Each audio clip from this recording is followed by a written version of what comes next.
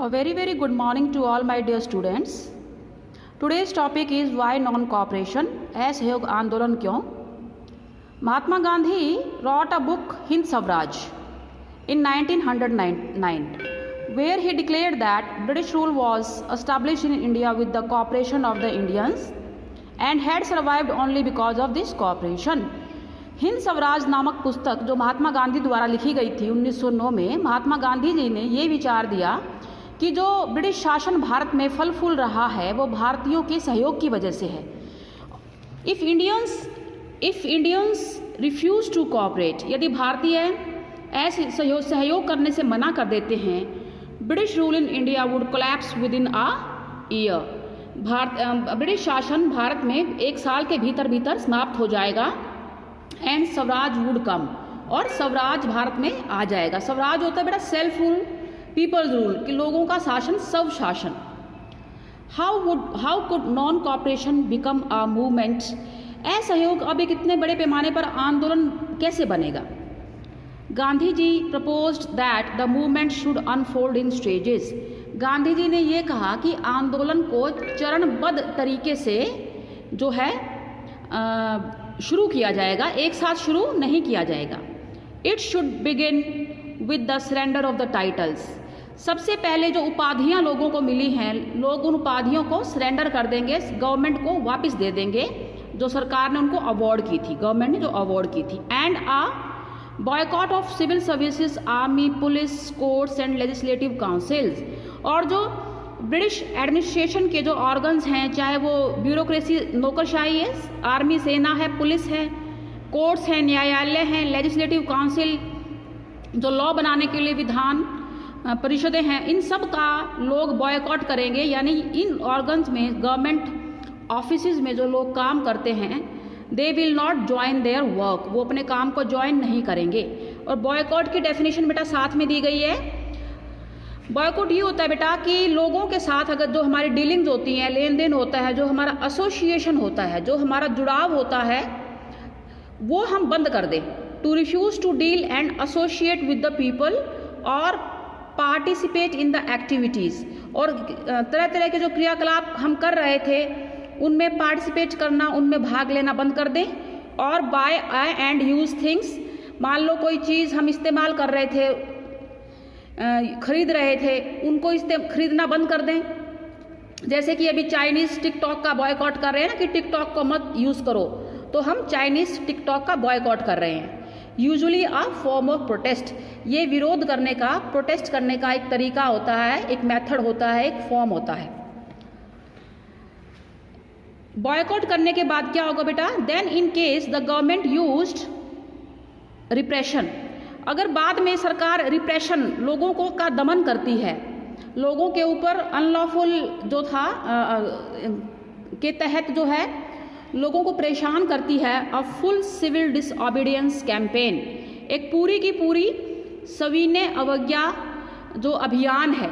Civil लोग आएंगे बेटा, डिसओबीडियंस, सरकार की बात नहीं मानेंगे, अवज्ञा करेंगे, उल्लंघन करेंगे, कैंपेन अभियान चलेगा, पूरा अभियान, सविनय अवज्ञा अभियान चलेगा.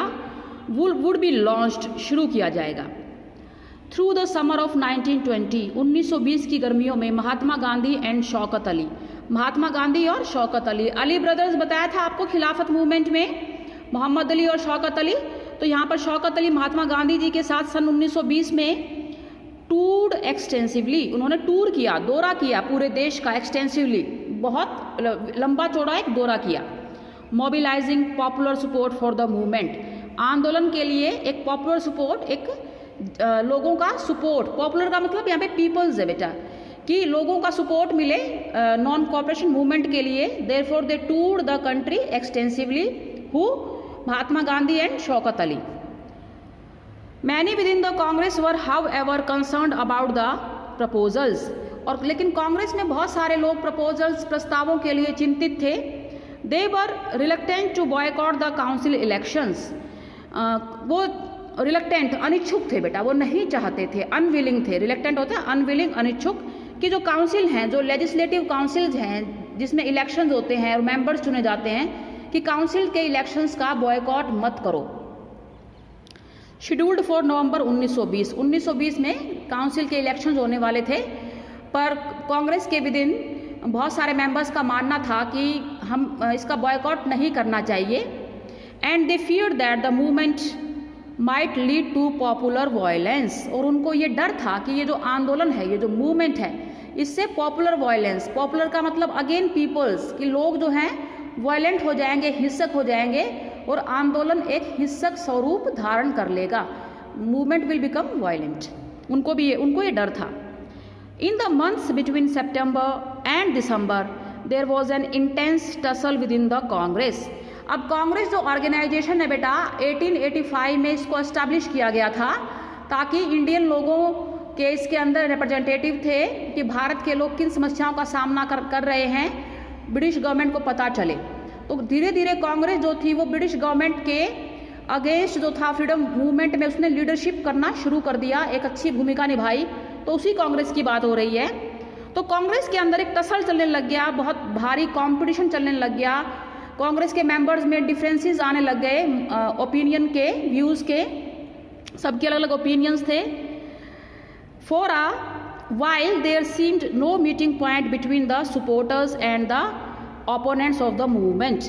अब ये नॉन कॉपरेशन मूवमेंट जो महात्मा गांधी जी शुरू कर रहे थे और उसके सपोर्ट को लेके कुछ सपोर्ट कर रहे थे इसको, भाई होना चाहिए, कुछ अपोज कर रहे थे, भाई नहीं होना चाहिए, कहीं वायलेंट ना हो जाए, लोग वायलेंट ना हो जाए। तो इसके बीच में कोई बैलेंसिंग नहीं हो पा रही थी, कोई संतुलन नहीं हो पा रहा था, कोई कॉम्प्रोमाइज़ नहीं हो पा रहा था, कोई मीटिंग पॉइंट नहीं था। Finally at the Congress session at Nagpur in December 1922, 1920 का जो नागपुर का सेशन हुआ, कांग्रेस के बेटा सेशन होते थे हर साल, जो ऑर्गेनाइजेशन था, ये नागपुर सेशन की बात हो रही है जो 1920 में हुआ। A compromise was worked out and the non cooperation programme was adopted. एक समझौता हुआ और असहयोग आंदोलन के स्वरूप के ऊपर भी किस तरह का इसका स्ट्रेटजी होगी, क्या प्लान है, किस तरह से ये आगे इसको शुरू किया जाएगा, लॉन्च किया जाएगा, इस पर डिस्कशन हुआ, समझौता हुआ और एक ऐसा प्रोग्राम जो था वो नॉन कॉपरेशन मूवमेंट शुरू करने के लिए अडॉप्ट किया गया, उसको स्वीकार किया गया।